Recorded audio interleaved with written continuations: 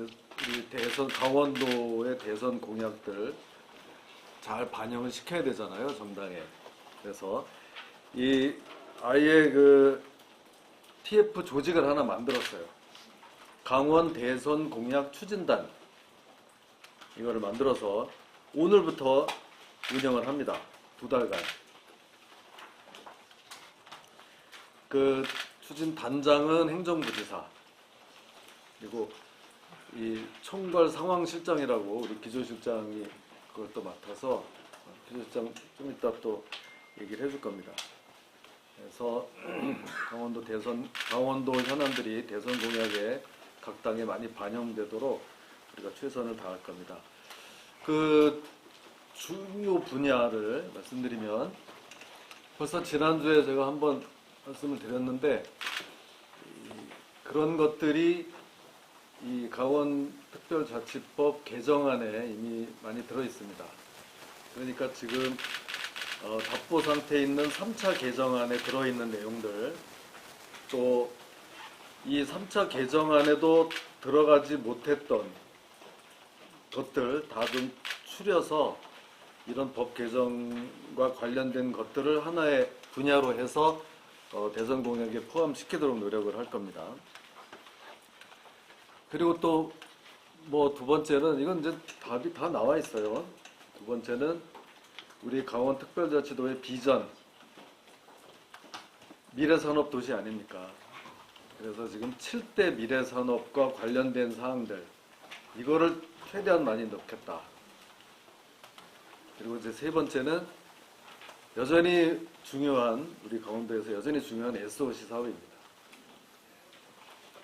이렇게 일단 3대 주요 사업을 중심으로 해서 지금 반영하도록 총력을 다할 거고요.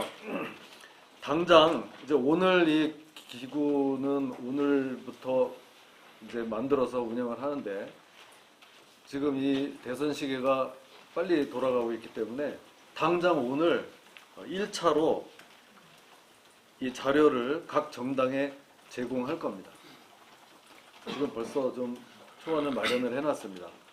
아까 방금 제가 말씀드린 3대 주요 사업을 중심으로 해서 1차로 만든 것을 오늘 중으로 각 정당에 제출을 할 겁니다. 그리고 이제 앞으로 이 추진단에서 계속 더 발굴해서 이거를 2차로 4월 말까지 더 추가로 제공을 하겠습니다. 이렇게 하면 되고요. 그 다음에 우리 산업국 소관사항인데요. 그 산업부에서 우리 강원도가 뭐 1등을 했습니다. 며칠 전에 그 공문을 우리가 받았는데, 이 디지털 헬스케어 클러스터, 요게 1등을 받은 겁니다. 디지털 헬스케어 클러스터, 원주를 중심으로 하고 있는데요.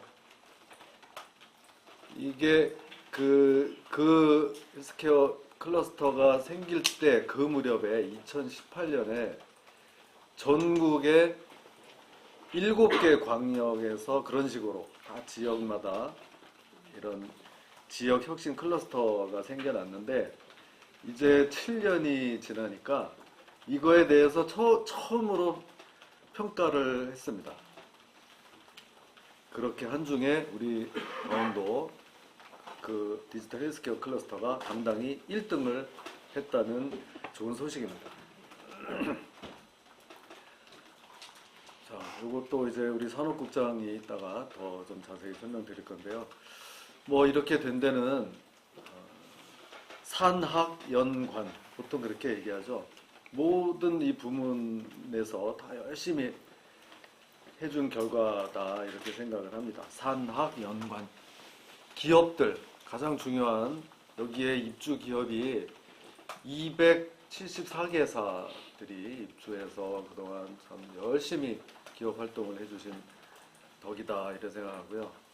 산학, 또 대학, 그 지역에 있는 대학도 굉장히 도움 많이 주셨고, 그 다음에 연관, 연구, 기관 또 관, 여기는 우리 강원도 테크노팝, 또 원주 의료기기 테크노밸리, 그리고 우리 강원도가 좀 열심히 했다는 말씀 드립니다. 이거는 저는 이제 그렇게 생각합니다. 우리가 최근 들어서 무슨 특구, 뭐 무슨 단지, 특화 단지 이런 것들이 많지 않습니까? 그래서 열심히 우리 하여튼 지정 받고 유치하고 하기 위해서 노력을 많이 하고 있는데,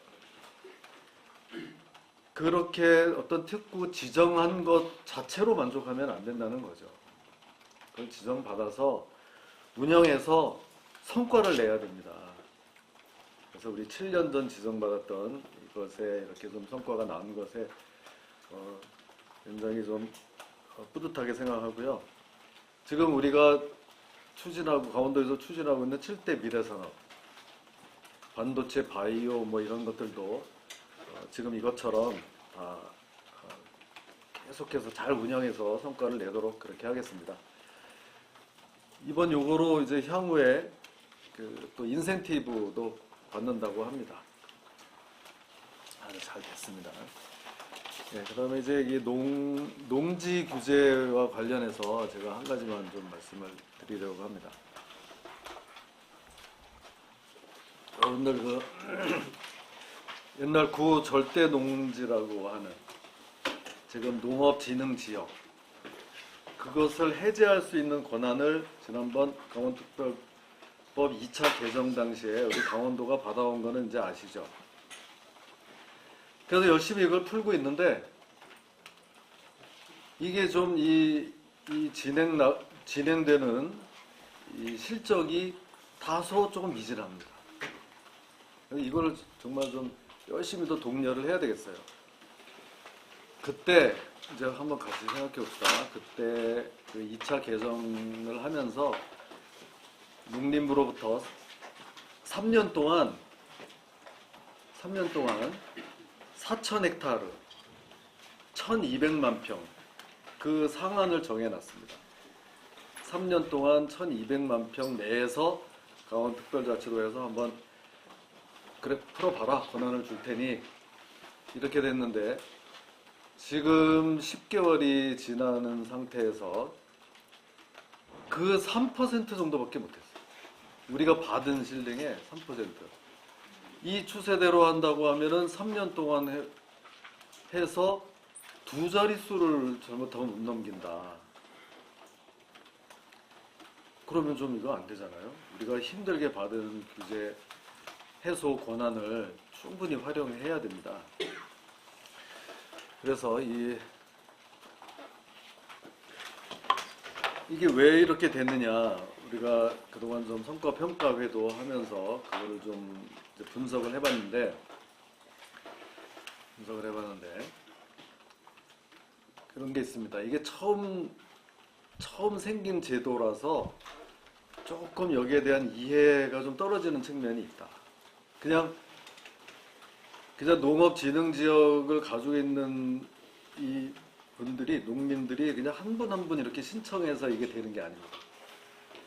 농촌활력 촉진지구라고 해서 대략 한 10,000평 이상의 거기서 어떤 사업을 한다고 했을 때 그 요건을 심사해서 한꺼번에 10,000평 이상을 풀어주는 이런 구조로 이게 돼 있는 겁니다. 이렇게 되다 보니까 그동안 우리가 2번에 걸쳐서 이제 이렇게 사업을 합니다. 그래서 우리 도내 시군들 다 신청을 하세요, 이렇게 했는데 2번에 걸쳐서 쭉 신청을 받아서 했는데 총 6개 시군만 이게 풀렸습니다. 그 중에서도 제가 칭찬하겠습니다. 철원군, 인제군 아주 잘합니다. 그래서 이 2개 군은 1차로 할 때도 거기도 해당이 됐고, 2차로 또 이거 우리가 할 때도 거기도 또 신청해서 이게 포함이 돼서 2번이나 풀었어요. 가장 많이 푼 데가 인제 15만 평을 풀어서 축구장 70개에 해당하는 농업진흥지역을 풀었습니다. 철원도 3만 평을 풀었고, 그러면 뭡니까? 이거를 그 철원 인재는 할 때마다 거기 신청해서 착착 이걸 규제를 풀어 나가고 있는데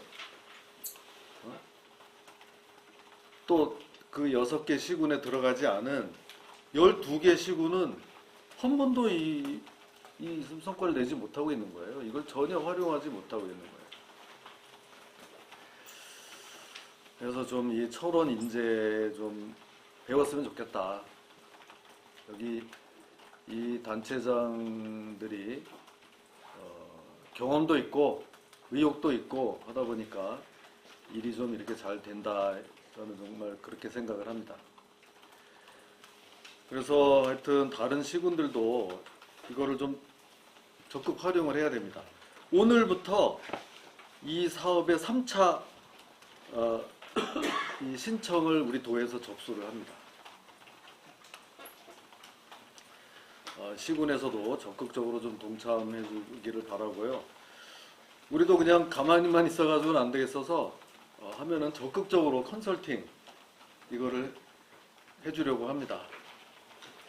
지금 아직 우리가 풀어야 될 이 상한선 이 공간이 많이 남아있기 때문에 우리 시군의 적극적인 동참을 제가 촉구하겠습니다.